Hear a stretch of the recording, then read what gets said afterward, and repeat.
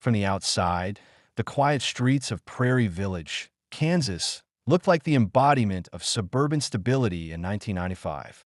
Neatly kept lawns, comfortable homes, and families who appeared to be living the American dream gave little indication that one household concealed a level of darkness that would later shock an entire community. Inside one of those homes lived Debora Green, a respected oncologist whose professional life was devoted to saving patients from cancer, and her husband, Michael Farrar, a successful businessman. To neighbors and colleagues, they seemed accomplished, educated, and secure. What no one could see was that their marriage was collapsing under the weight of resentment, control, and a dangerous obsession that would ultimately cost 2 children their lives. Debora Green and Michael Farrar's relationship had once been marked by ambition and mutual success. Both were intelligent, driven individuals who valued achievement and status. Over time, however, cracks began to form. Friends later recalled tension, arguments, and an emotional distance that grew increasingly difficult to ignore. Debora, in particular, struggled with anger and a desire for control that extended far beyond ordinary marital conflict. As the marriage deteriorated, her focus shifted from reconciliation to retaliation, and her methods would be as calculated as they were horrifying. In the months leading up to October 1995, Michael Farrar began experiencing a series of alarming and mysterious medical episodes. He suffered from severe nausea, vomiting, extreme weakness, and unexplained illnesses that appeared without warning and resolved just as inexplicably. As someone married to a physician, Michael sought medical help repeatedly, yet doctors were baffled. Tests came back inconclusive. No clear diagnosis could explain why a previously healthy man was suddenly so ill again and again. What neither Michael nor his doctors knew was that the source of his suffering was not a disease, but a poison being administered slowly and deliberately by the person he trusted most. Debora Green had been poisoning her husband with ricin, a highly toxic substance derived from castor beans.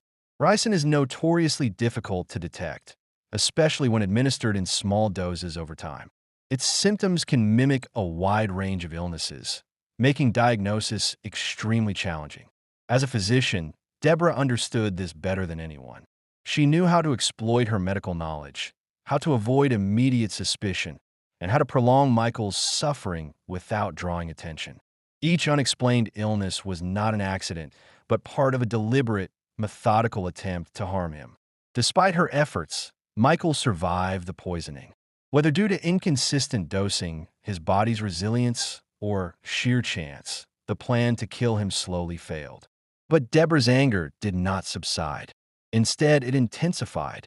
Her resentment toward her husband, combined with fears of losing control over her family and her public image, pushed her toward an even more extreme solution.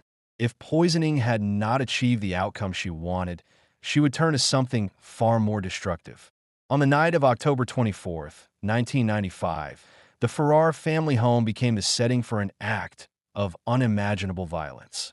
Late in the evening, while the household slept, a fire erupted inside the house. Flames spread rapidly, fueled by accelerants that ensured the blaze would grow quickly and trap anyone inside. Debora Green and her 10-year-old daughter managed to escape the burning home. They made it outside alive, drawing attention from neighbors as smoke poured into the night sky. Inside, however, 2 children were still trapped. 13-year-old Timothy and 6-year-old Kelly Farrar were unable to escape. As the fire consumed the house, the 2 children were overcome by flames and smoke. By the time firefighters arrived and managed to control the blaze, it was too late. Timothy and Kelly were found dead inside their bedrooms, victims of a fire that would initially be described as a tragic accident. In the aftermath, the community mourned. Neighbors brought flowers. Friends offered condolences. No one could comprehend how such a devastating loss could strike a family that seemed so ordinary. From the very beginning, however, investigators sensed that something was wrong.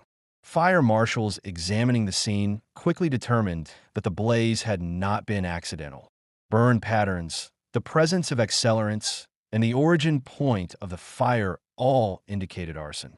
Even more troubling was where the evidence led. The trail of ignitable liquids pointed directly back to Debora Green's bedroom. This was not a random fire.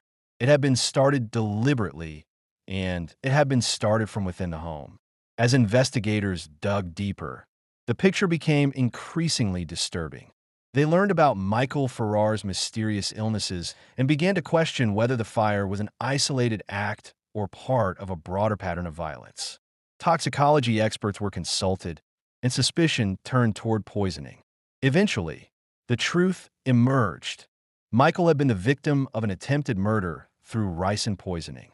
The woman who had taken an oath to heal had instead used her medical expertise to harm, deceive, and kill. The realization that a mother had intentionally set a fire knowing her children were inside transformed the case from a tragic accident into a national horror story. Detectives were faced with the chilling reality that Debora Green had been willing to sacrifice her own children as part of her plan.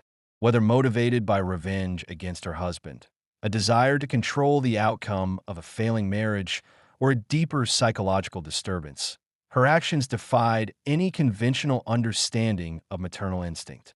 In November 1995, Debora Green was arrested and charged with multiple serious crimes, including murder, attempted murder, and aggravated arson.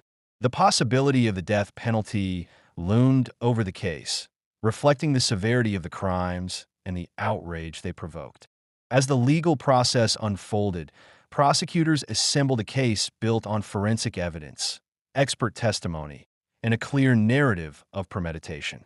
The evidence suggested not a moment of madness, but a series of calculated decisions made over time. Faced with overwhelming evidence and the risk of execution, Debora Green chose to enter an Alford plea. This legal strategy allowed her to maintain her claim of innocence, while acknowledging that the prosecution's evidence was sufficient to secure conviction. It was a controversial move, one that spared her a trial and the possibility of the death penalty, but it did little to ease the pain of those affected by her actions.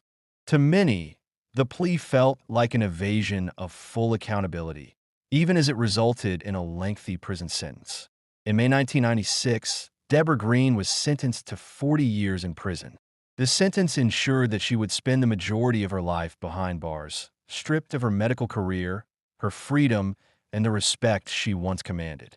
For the families of Timothy and Kelly, no sentence could truly compensate for the loss of two young lives.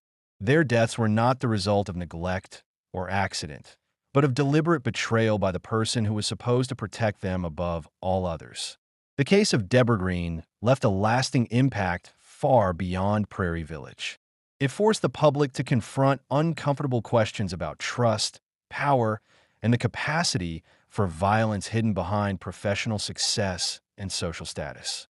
It challenged assumptions about who is capable of committing such crimes and reminded investigators that evil does not always appear chaotic or disorganized. Sometimes it wears a white coat, speaks calmly, and hides in plain sight. Years later, Debora Green remains incarcerated, her name forever associated with one of the most chilling family crimes in modern American history. The image of a doctor poisoning her husband and setting her own home ablaze with her children inside continues to haunt those who study the case. It stands as a stark reminder that knowledge can be weaponized, that appearances can deceive, and that the most devastating betrayals often come from within the family itself. The deaths of Timothy and Kelly Farrar are not just footnotes in a criminal case.